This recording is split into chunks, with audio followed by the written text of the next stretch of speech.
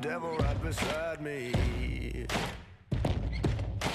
Bone Crusher still last into the straight, and 350 to go, and it's Lord Sutak, pounced on by Tribell, Rationale, Deriana, Horlicks looking for room, so too Bone Crusher threading its through way through also with Golden King. Down the outside, Sounds Like Fun at the 200, Deriana, Sounds Like Fun swamping them. Here comes Bone Crusher now, Deriana, Sounds Like Fun, Bone Crusher stretching out after them, and Horlicks right through on the inside. Sounds Like Fun, Bone Crusher, and Bone Crusher got there.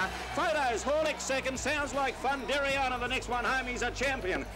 What can you say about him?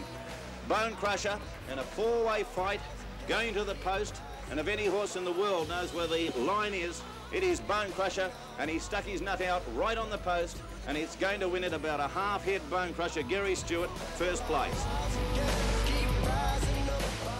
Spine-tingling stuff watching Bone Crusher win again. That was his 9th Group 1, his second Air New Zealand Stakes. He won his first in 1986, and Horlicks, a Japan Cup winner, a horse that he's come from behind to beat.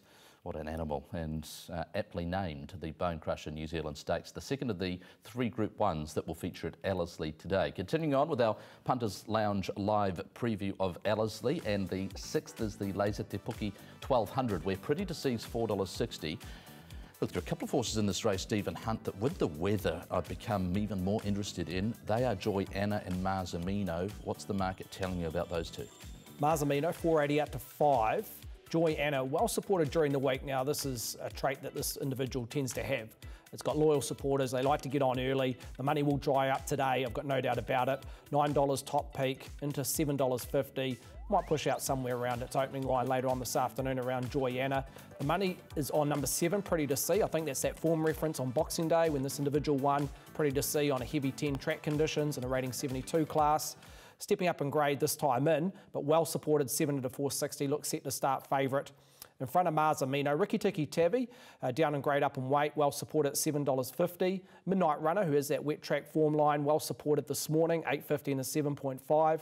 Damazoro, well supported at $9.50, that's its opening line. Couple of moves in the middle to end market, number 6, Lady Nadal, 21 into 14. And also La Mia Stella, well supported at 18. No money Stratocaster, no money Go Nicholas resuming. Yeah, certainly Stratocaster you wouldn't think would be overly comfortable in track conditions that are worse than deads. This is the Form Pro speed map, and Joy Anna, one of the potential leaders in the race. Midnight Runner, Marzamino from a wide draw. You'd think they'd try and be positive from there. It's not an easy position, of course, Marzamino, but at times she's shown excellent speed. Where will Pretty to See get to, and will it matter by race number 6 if there are some showers once the racing begins? Brendan Popwell, Bevan Sweeney previewing the races here on the Punters Lounge Live. BP, your thoughts on the 6th? Yeah, well, Marzamino, you're right. A horse who has shown a torrent of speed. They've ridden the horse cold this preparation, though, haven't they? And obviously really showed a good turn of foot late here when winning from a tricky spot a couple of starts ago. I think the race does bring Pretty to See into the race, with the horse winning here on Boxing Day on a heavy surface, and has been unlucky in the Concord and unlucky when dropping back last time to a sort of midweek grade as well around Tauranga. How did you see the race? Could almost be the one for the day now with the rain that's come. This horse has handled wet tracks, great at the distance, been very creditable winning here at Ellerslie. So there's a lot of positives there. Lethanus in the saddle and the gate would seemingly, by this part of the day, be absolutely perfect size. With the 7 coming up this morning, I thought Stratocaster was massive overs in this type of race with the speed I saw in it. But he's obviously going to fall out of sort of everyone's calculations with the way this track has become, because he's got that sort of action where he really has to get out wide, and you really have that good ground. Riki Tiki Tavi, always got a lot of respect for this horse, loves it here and should be able to get a great run in the race. And then outside of that, yeah, Marzino is the other one that I thought was in the mix, but look, I'm really warming to Pretty to See to be one of the best on the day now. Yeah, same. I've made that my best bet on the program, actually. Pretty to See now with the rain that has fallen. She's a horse that's been, Group 3 place in an Adrian Knox as a 3-year-old filly in Australia. I thought Riki Tiki Tavi, Jason, a horse who did win this race last year and certainly did a good job here last Saturday, and will appreciate the cut in the ground. And Joy Anna as well, I think, comes right into reckoning now with this rain falling. See, I knew Bevan Sweeney could be flexible and change things up. I'm pretty sure he won an award a couple of years ago, the king of throwing the script out. So he can be very flexible, Bevan Sweeney. So that's outstanding. Race number 7, the first of the Group 1s. I don't know if I should see him in person today. $2.30 for Your Deal, $4.60 Bar Valor, and you've got Aotea Lad there at $6. Of course, we've noted those 2 late scratchings of horses 4 and 10 significantly, Equinox and Beauty Diva. No deductions if you placed a bet on another horse that happens to win this race before those scratchings came out. Stephen Hunt, is it all about Your Deal now? Yeah, basically is, Jace. In front of Bavella and Aotea Lad, Your Deal $3 top high. Got as short as $2.70 prior to the couple of scratchings this morning. Now $2.30, holds around about 50% of total turnover. Your Deal, the son of Dundee. Opie Boston does the riding. Jamie Richards, the training. Bavella 420 out to 460. Aotea Lad 5 out to 6. Aretha 9 out to 10. Ellerslie well supported 11 into 10. That move has been made just in the last couple of hours. And Just Serene, the money came as soon as betting commenced on Wednesday. Jason 14 top flack, now short as $10. And a little bit of speaking around number 5, the maiden, sorry, not the maiden, won its last start, and Gigi Swordsman 26, now short as 23. But really the talking point and the best lead I can give to punters is Your Deal. We saw how brilliant he was at Matamata. I spoke with Andrew Forsman about Aretha, and he was pretty happy that she would be a better chance if there was to be rain, and now there is, and you'd expect Ellerslie to be okay on rain-affected track. How about the speed? Well, you'd think Just Serene would punch forward with Enjoy the Show. Will Your Deal go forwards, or will they choose to ride him more conservatively? That's the question mark. Rainbow Dash certainly showed great speed in the Matamata Breeders, Brendan Popplewell. Yeah, didn't she?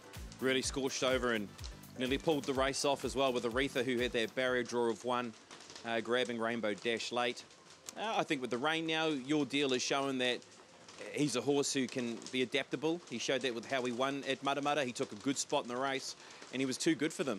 The form out of this race, history will tell you as well. The last 3 years, Bevan, the winner has won this race and then gone on to win the Sistema Stakes, Heroic Valor, Summer Passage, and of course last year's Sort of Osman. He was spectacular this day. It was a great ride. Got off the inside part of the track, got the split and put him away by a margin. I think he'll handle the track conditions. I think they should probably ride him quite positively in the run, because you've got Just Serene, Rainbow Dash coming across, and thought there was a spot to sort of go forward and be right there. He was dominant there. I'm really warming to Ellerslie in this race. Gee, it's put up some runs, and maybe with this rain around, it'll just slow up the tempo a little bit so this horse can be a length closer. I thought this was spectacular, and this was the later race on the day, so the times, there's about a half a second difference, and that's notable in lengths between the 2 races. But this was just a little bit later on in the program, and the track obviously was just that little bit warm. But this is a horse I've said for quite some time will make a spectacular 3-year-old, and they're pushing on with its 2-year-old campaign because it keeps on doing this. Yeah, that's right. So what to do? Those 2 led around the corner, kicked, and ran 1 and 2, and one horse flies from last and does that. If it's that 2 lengths closer, it can win, and it's paying $10, so that price really interests me. So it's around the 1 and the 9 for me. Aotea Lad's brave, but yeah, I'm just with the 1 and 9 in this particular race. Look at those. She's been massive, Ellerslie. I'm with you as well, Bevan. I think the rain really does help her chances here this afternoon. We all can't wait for her to be a 3-year-old filly, with her being by a reliable man. Just Serene does add interest to the race.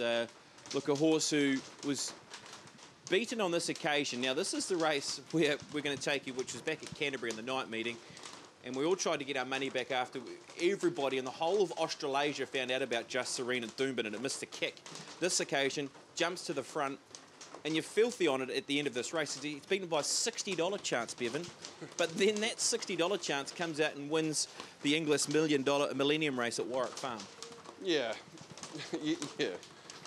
Form stacks up later. You don't know that at the time, so you're still filthy. But yes. Look, it led up. Had every chance to win that race and had the rest of the field covered. Obviously, the second horse was pretty smart. Look, it'll be there. And that money will come, I think. Stephen will probably fill us in as Australian money will filter in for this particular horse. The Aussies always rate their 2-year-olds a lot stronger than ours. I will say, I think our 2-year-old crop this season, some of the performances we've seen is as strong as we've seen in the last 5 or 6 years. I think there's a bit of quality across them. And Proper Beal's going to help that too by going to Australia as well and getting a good line. Yeah, and she is a superstar. I don't think there's any doubt about that. And what path they met will be key for her. But, you know, Your Deal, he was pretty good the other day, Ellerslie, and there's a host of other really strong young 2-year-olds around this season. Yep, right. That's the first of the Group 1s. Jason, for the 2-year-olds, this is Steamer Stakes. Brendan, I know you've got a couple of forgiveness cards that you like playing. You haven't chosen to play one for Bavella? For Bavella, yeah. Well, I think you have to. I mean, the horse was a long time between runs, wasn't it? With the Splice construction race out of Pukekohe Park. Was slow away, was obviously a little bit fractious in the gate as well. She put in a big run, Bavella, to be able to try and be close to them. Like, it was a big ask, wasn't it, after she missed the kick, that she wasn't a winning chance from that point of view. Hey, I don't have to give out a forgive card. It's you. Hey, do not pass go, stay in jail. No forgiveness cards for Sweeney. You get none. I'm not trading mine, BP. You keep yours in your pockets. No forgiveness cards for Sweeney. Let's push on to the Bone Crusher New Zealand Stakes. And this is how it stacks up with Melody Bell and Dance Dance Dance. We've talked about this a lot this market, Stephen, and the money around Melody Bell and Dance Dance Dance. I understand the Sharks' feeding frenzy was for either of those two runners to win at a price boost of $2.90 for the pair, and a stake, I think, of up to $20. That was the Sharks' feeding frenzy on social media this morning. Look, Mike Moroney was pretty bullish about the type of horse that he thinks On the Rocks is. Has there been any support outside of Melody Bell and Dance Dance Dance for a horse like On the Rocks? Not for On the Rocks. He looks to be clearly running for us later on this afternoon, Jason. Opened $5 in that third line, holds that line, but has gone out 1.5 points to $6.50 On the Rocks. Melody Bell, we've just seen a number of 4-figure bets, one of them being $10,000 yesterday afternoon at $3.20. That's even bigger. That's huge. Exactly, and at that stage, Melody Bell and Dance Dance Dance were $3.20 each of two. And on the back of that bet, we made Melody Bell clear favourite at $2.90. We're still yet to see those 4-figure bets around Dance Dance Dance, even with the rain that has happened this morning. I'm sure that will come, and I wouldn't be surprised if she contests that top line with Melody Bell later on this afternoon. On the Rocks, I've already mentioned. Vinda Dance, $8.50, got as high as 10, just brought back into $9.50. She is that same line with Rondinella, 10 into 9.5. Consensus, 13 out to 16. They don't want to bar on Consensus on a slow 7 track condition. Shadows Cast, 26 into 21, a little bit of specking around there. And Saint Emilion, 51 into 35, has been well specced. But overall, it's about Melody Bell and the Bone Crusher 2019. This is the speed map. Again, a race of tactics at weight for age level, authentic paddy. Does show speed, but needs some time to muster. Saint Emilion, you think, would go forward. Tiptronic's been ridden positively and with success this preparation. He's been really good. Will Shadows Cast go forward and be positively ridden like he was when he won at Trentham, the Thorndon Mile? Melody Bell maps nicely to get that perfect spot just in behind the speed if Owen Patrick Bosson so desires. What was your view on this feature race here, Brendan? Yeah, I think the obvious is Saint Emilion goes forward. Tiptronic, he does turn his nose up on these type of track conditions, but their best option might be to try and go forward from his wide barrier draw. But I think what we are going to see here, Bevan, is that there's going to be a showdown here between two of our better horses going around in the country at the moment, Melody Bell and Dance Dance Dance. There is a chance that we could see these two fighting the race out and looming into the race at the same time. Well, I think they're going to be in different spots in the run. I think that's clear. Melody Bell has that sort of gate speed where I think she can put herself in an absolute peach of a position. And I don't think after Tarapa they'll have any interest in pushing the button on Dance Dance Dance. She'll be back. So what sort of distance behind Melody Bell? Probably you'd have to think 4 to 5 lengths difference. So the team will have to sort of sneak into this race because Melody Bell will handle these track conditions. I personally can't see a beat. Everything she says to me is that 2,000 metres will be no concern. Her run at Otaki the other day, she was 3 wide the trip and beat up a pretty smart sort of field and had them pretty comfortably held at the line. So can Dance Dance Dance make up 6 lengths, 5 lengths on Melody Bell? Not in my opinion, but she is a spectacular mare. I think those two really do battle this race out. Outside of that, I sort of didn't know where to look with the rain. Rondinella, does she really get affected? Because she's got an exceptional turn of foot. Yeah, she probably is one that has a lot of issues in this ground. On the Rocks, maybe similarly. Shadows Cast in this ground, as Jason mentioned, he is a horse who's now jumping. He'll put his head on his chest, but he's untested up to 2,000 metres. Consensus might push forward. Yeah. Consensus, St. Emilion.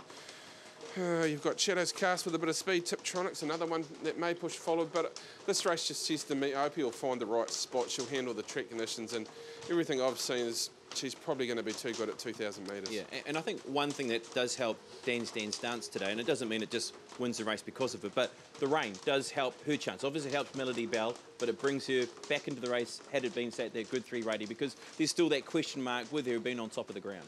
Yeah, she's got track conditions that will help her out. We watched a replay before of her winning her Group 1 here, and a couple of the horses in behind her were well past their peak, weren't they? And John Snow and the Baker Falls, Lizzie Lamore. Authentic Paddy was also in that race.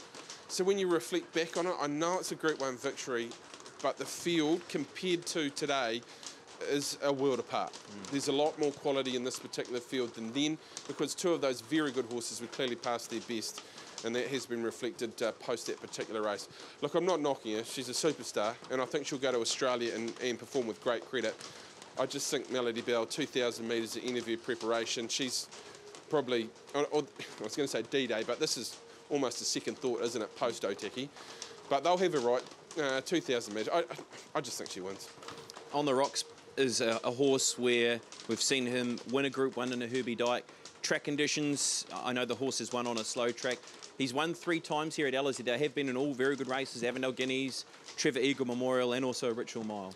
Well, I've probably underrated him, personally, across a couple of his wins this preparation, so I can't really do that now because he's proven me wrong. He was dominant, beating home Tiptronic, who, look, he didn't go overly good next up, Tiptronic, but that horse has been prone to do that. I know he got knocked over a little bit at Trentham and fell out of the race. He just needs everything to go his way and he'll be competitive.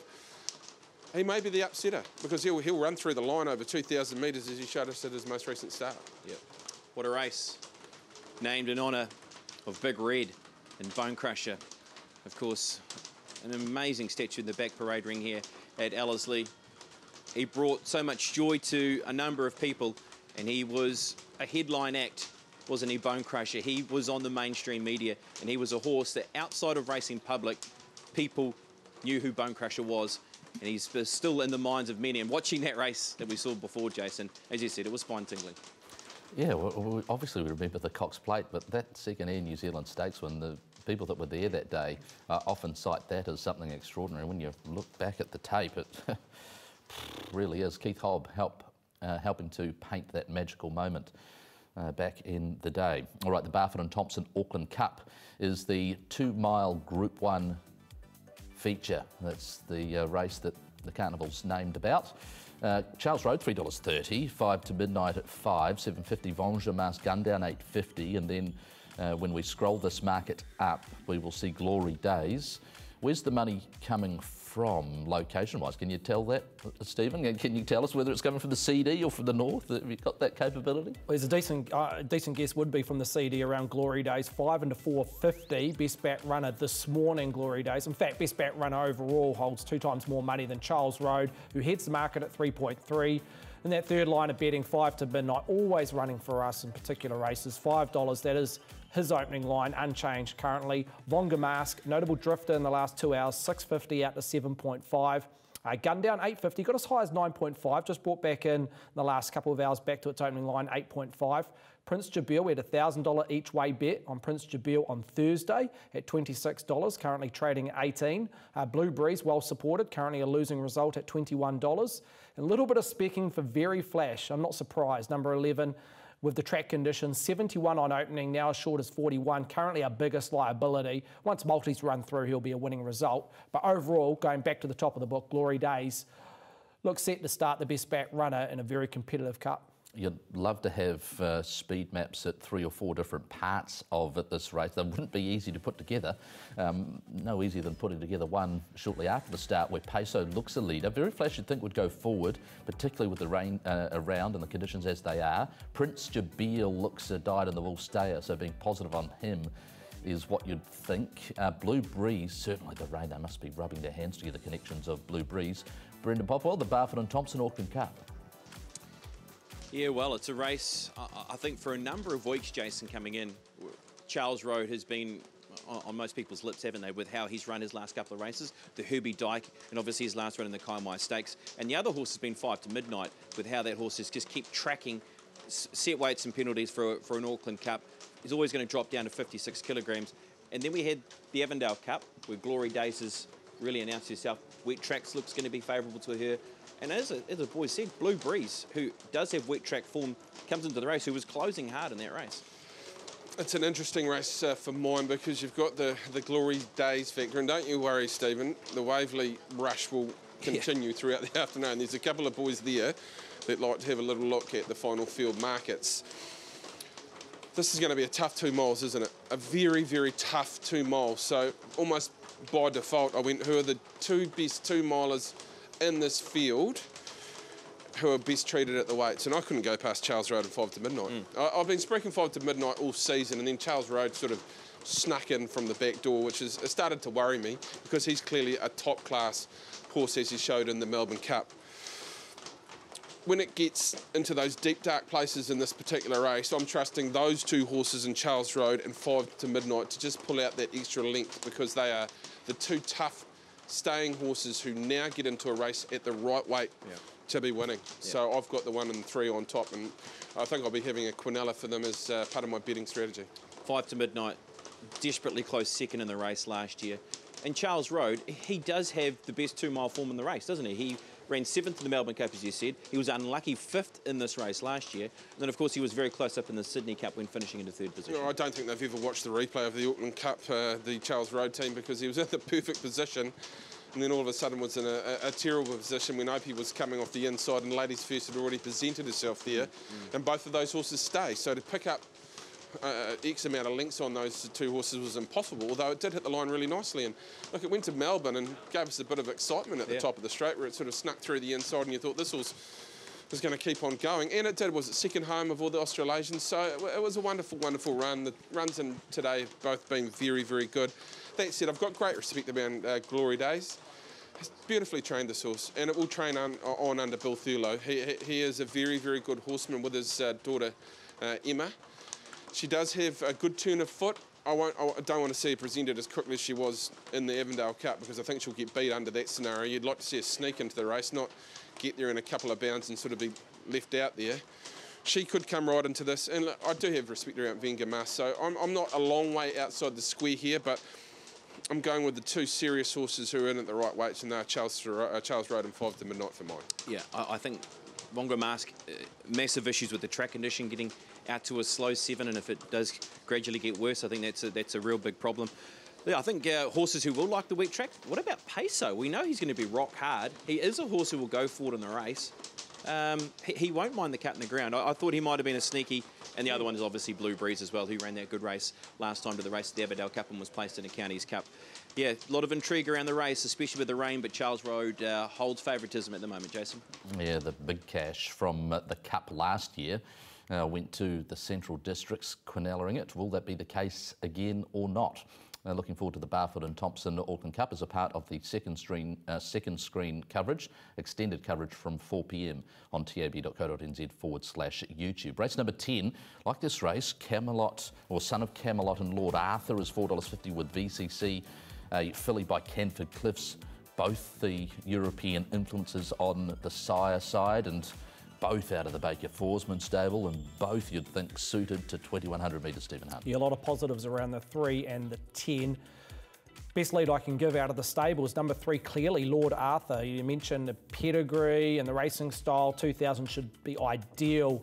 Jonathan Riddell doing the riding. $4.50 each of 2, Lord Arthur and VCC, the filly. But in terms of turnover, Lord Arthur holds 10 times more money than VCC. I can't write a ticket on number 10, VCC, the filly. So there could be a notable drift in the shortcomings around number 10. Number 4, Hoist, Opie Bosson. Notably, Opie Bosson, $1.50. Favourite to take out today's J Challenge, Jason, so he's going to be awfully hard to beat. But just going back to Hoist in general, $6.50 on opening, got a short of $6, well supported. Amano ran 3rd to a sub-winner in Special Light, so they're pretty good form around there, even though it's a notable drifter, 6 out to 7. Rock Your Socks, well specced in the middle market, 13 into 11. And also Vainglory, currently a losing result, even though a notable drifter, 13 out to 15. Certainly they have staying pedigree written all over them, both Lord Arthur and VCC, European or Derby winning sires out of Zabeel mares. How about the speed in the race? Well, very hard to predict a leader. You've got a lot of horses that recently, Brendan Popplewell, that have looked to take sits, so your guess is as good as mine. Maybe the Glint. Look, maybe the Glint's a horse who, with a low enough gate in barrier number 6, will look to push forward in the race and find the top. I really do like Lord Arthur this afternoon. I think the rain is bringing him right into the race now. He's a horse I think just felt those 2 firm tracks, even though he ran a terrific race at his last up when flashing home into 3rd position. We saw him win on a dead 6 at Rotorua. He's the half to Bonnevale. He'll love the extra distance, so I'm really starting to warm to him to try and make sure I've got some good pennies in the bank to have a bet on him in the last race. What did you like? Well, this is why I don't have any forgive me cards for Valor, because this horse has had 3 in a row, and he'll get another one this afternoon, Lord Arthur. I thought he sort of showed enough last preparation that the stable's probably worked him out. They've had a big reputation on him. Gate's going to be perfect by this time of the day. Good strong rider on him. I think he'll be right in the mix. VCC was there, concerning to see that switch in money around that particular horse. I'm pretty sure it's still in the Oaks nomination, so I'm not sure it's in the field, so I'd have to go strongly today. Pretty keen on rock your socks when you see form behind Crown Prosecutor at Otaki and then Platinum Invader at its most recent start. I think it's a sort of gelding who probably will appreciate track conditions for Johnny Wheeler, and Hoist has been in the mix and capable enough on wet track conditions. But yeah, I'm with you. I've only got 4, forgive me cards, and 3 of those have been given to Lord Arthur, and he'll get one more chance today. All right, gee, nice to hear. All right, what are you liking for his strategy today? You get one every sort of 5 years of working in the game. Strategy, look, I was very, very keen on Tightline, so I've got to stick with the ship there. If he gets through these track conditions and he's just that pair closer, I'm keen to have a little investment on him. I was going to have a Quinella on the 1 and the 3 in the Cup. And the other one I was going to have a little look at was Stratocaster before it absolutely tipped down when I gave those selections through to the suite. So not quite so keen on him, but I'll stick with him just in case. All right. Look, I'm going to go for... I was pretty keen on having a bet on Bethany today and making it my best, but I've changed with the track conditions. I think it's really concerning for her now, though. So I'm going to go for Pretty to See, a horse we saw win on heavy track conditions here at Ellerslie on Boxing Day. Looks very capable as well. Post that with being unlucky, Pretty to See. Make that my best. I'm very keen to have bets on Pretty to See and Lord Arthur here this afternoon. They're the 2 that I'm keen to get involved with. Together as a value chance, it could be around that sort of $6 price, hopefully. So look, I've cut my bet down on Bethany. It was going to be bigger than 10. Together each way, Pretty to See at 20, and then we'll pop it over here and we'll see we've got some money on Lord Arthur as well. All right, Jason, that's us. That's a look at the 10 races in front of us. First race on Barfoot and Thompson Auckland Cup Day, 20 minutes to 1. Excellent, thank you, Brendan Popplewell, Bevan Sweeney. And just a note, Camelot did win a derby, but Canford Cliffs was a 5-time Group 1 winning miler there, winning a 2,000 guineas rather than a derby, so apologies there for breeding buffs.